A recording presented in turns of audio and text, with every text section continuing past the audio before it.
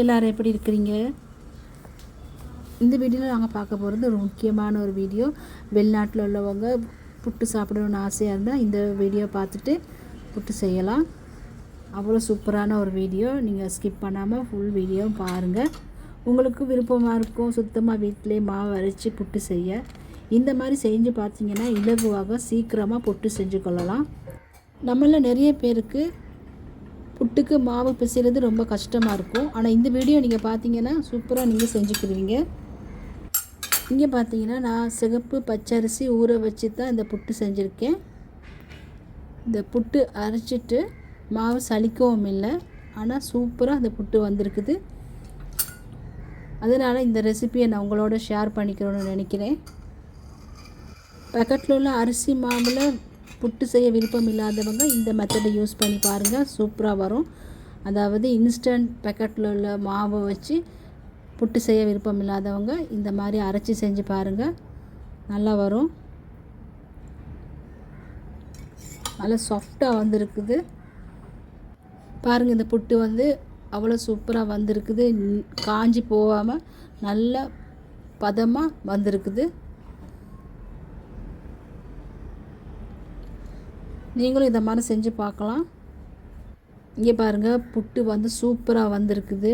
நான் இது கூட சாப்பிட்றதுக்கு நல்லா கட்டி தேங்காய் பால் எடுத்து வச்சுருக்கிறேன். அதுவும் மீன் சொதியும் வச்சுருக்கிறேன்.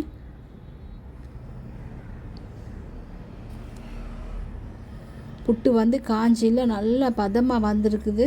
இந்த பாருங்கள், இப்படி பிடிச்சி பார்த்தா பூ மாதிரி வந்திருக்குது. இந்த மாதிரி இலகுவாக நீங்களும் செஞ்சுக்கிறலாம். வாங்க இது எப்படி செய்கிறதுன்னு பார்ப்போம்.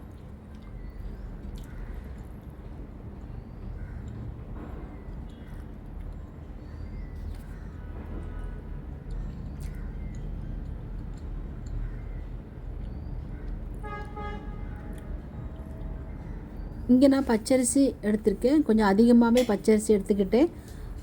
ஒரு 4 மணித்தியாலம் போல் ஊற வச்சுருக்கேன். நல்லா சுத்தமாக 3 முறை கழுவிட்டு ஊற வச்சுருக்கிறேன். இந்த ஊற வச்சு எடுத்து தான் அரிசியை காட்டுறேன் உங்களுக்கு. இப்போ நல்லா தண்ணியை நான் வடிச்சிட்டேன். தண்ணி வடித்த பிறகு இந்த அரிசியை நான் பிளெண்டரில் போட்டுக்கிறேன்.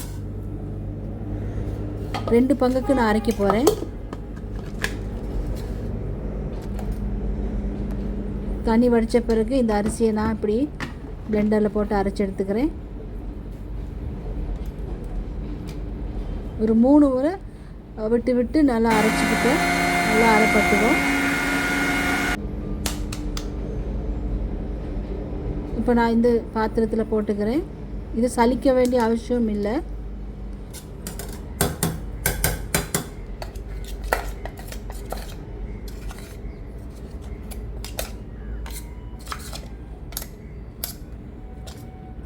இந்த மாதிரி எல்லாத்தையும் எடுத்து இந்த பாத்திரத்தில் போட்ட பிறகு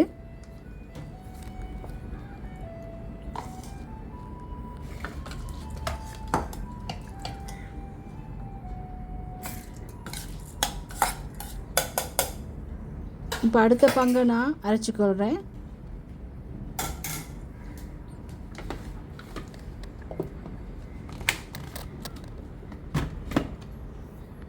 இதை மாதிரி ஒரு 4 முறை அரைச்சிக்கிட்டால் நல்லா சாஃப்டாக அரைப்பட்டுரும்.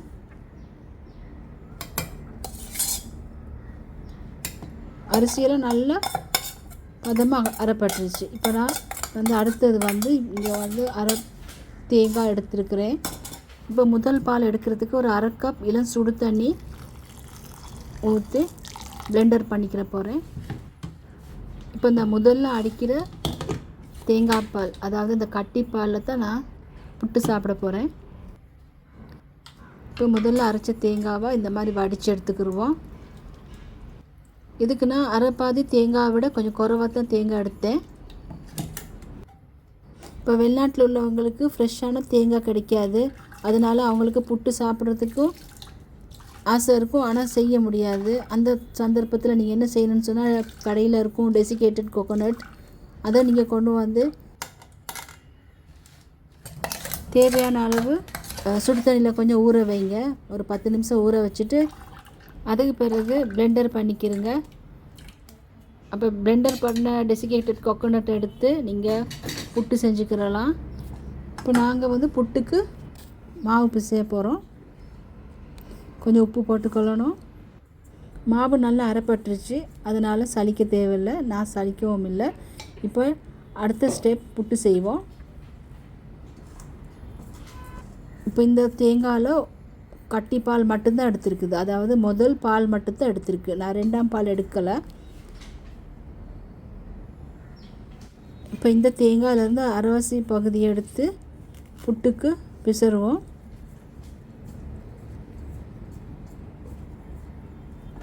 நான் எக்ஸ்ட்ரா தண்ணி எதுவுமே நான் சேர்க்கலை, அந்த தேங்காயில் உள்ள தண்ணியில் தான் அந்த புட்டுக்கு பிசைகிறேன். இப்போ நாங்கள் கொஞ்சம் தண்ணி மாதிரி இருக்கிறதுனால எக்ஸ்ட்ரா கொஞ்சம் மாவு எடுத்துக்கொள்கிறேன்.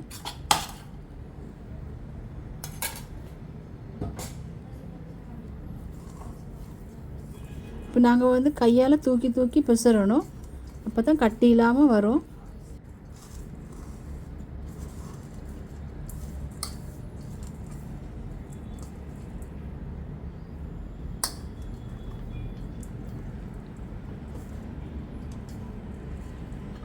இந்த மாதிரி தூக்கி தூக்கி உடச்சி விடுற நேரம் கட்டியெல்லாம் உடஞ்சிரும்.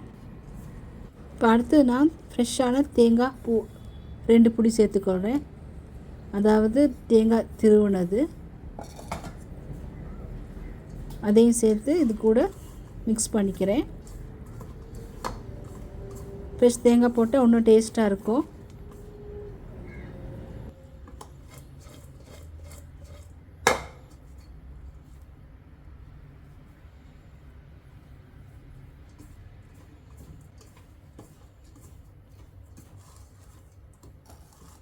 இப்போ மாவை நல்லா ரெடி பண்ணியாச்சு. கட்டிகள் எதுவும் இருந்துச்சுன்னு சொன்னால் நீங்கள் ஒரு டம்ளர் ஒன்று எடுத்து இந்த மாதிரி கொத்தி கொத்தி மாவை உடச்சிக்கிறலாம்.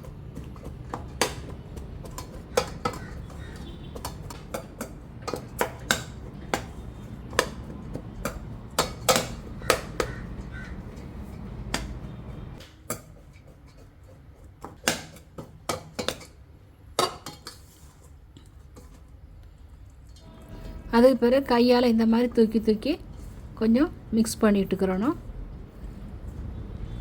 இப்படி செய்கிறனால மாவு வந்து நல்லா சாஃப்டாக வரும்.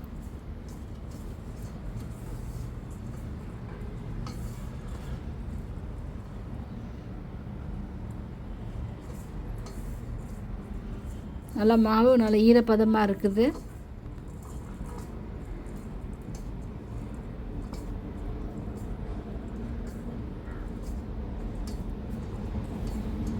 முக்கியமாக இந்த மாவை வந்து இப்படி கையால் தூக்கி தூக்கி தான் மிக்ஸ் பண்ணணும். இப்போ நம்மளோட புட்டு மாவு ரெடி ஆயிடுச்சு. இந்த டைமில் நான் மிகுதியாக இருக்கிற அரிசியை அரைச்சி எடுத்துக்கிற போகிறேன்.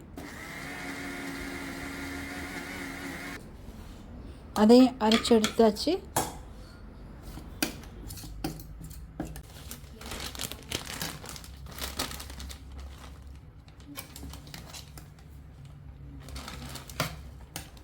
இப்போ பார்த்தீங்கன்னா எக்ஸ்ட்ரா அரைச்ச மாவை சுத்தமான ஒரு ஜிப்லாக் பேக்கில் போட்டு ஃப்ரிட்ஜில் வைக்க போகிறேன்.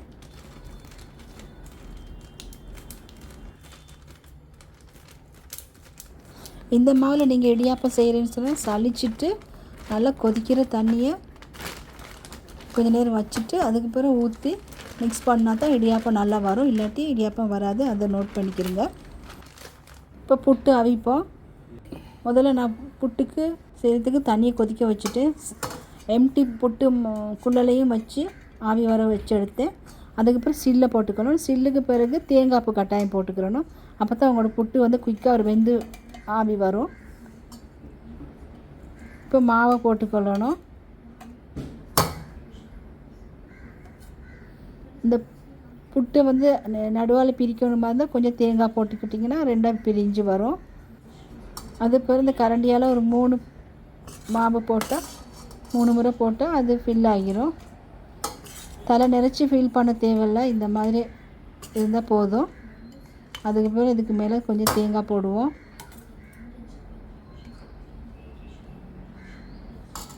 உங்கள்கிட்ட தேங்காய் இப்போ குழலில் போடுறதுக்கு உங்கள்கிட்ட தேங்காயும் இல்லாட்டி நீங்கள் வந்து ஃப்ரெஷ் தேங்காய் இல்லாட்டி டெசிகேட்டட் கோகோனட் யூஸ் பண்ணிக்கிறலாம்.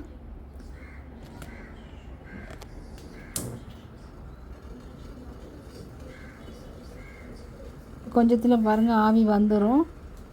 நம்ம செய்கிற மெத்தடில் தான் இருக்குது குயிக்காக புட்டு வெந்து வாருது. இப்போ வெந்த புட்டை தள்ளுறதுக்கு இந்த மாதிரி கனமான ஒரு நீண்ட கரண்டியால் தான் தள்ள போகிறேன். நீங்களும் இதை மாதிரி எல்லாம் ரெடி பண்ணி வச்சுக்கொள்ளுங்க. அப்போ இலகுவாக இருக்கும் புட்டு தள்ளுறதுக்கு.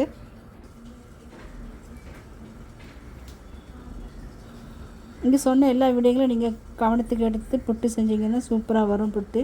பாருங்கள் ஆவியும் வந்துருச்சு. இப்போ நான் அதில் புட்டு வெளியே எடுக்க போகிறேன்.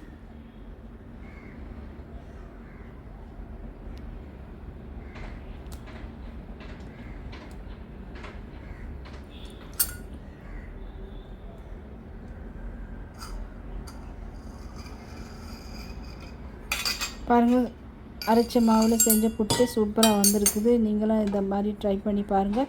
இந்த வீடியோ பிடிச்சிருந்தால் லைக் பண்ணுங்கள். தொடர்ந்து உங்களோட சப்போர்ட்டை தாங்க. சப்ஸ்கிரைப் பண்ணாதவங்க பண்ணிவிடுங்க. என்னுடைய மற்ற வீடியோக்களையும் பாருங்கள். உங்களுக்கு பிடிச்சிருந்தால் லைக் பண்ணுங்கள். இந்த வீடியோ பார்த்ததுக்கு ரொம்ப நன்றி. வணக்கம்.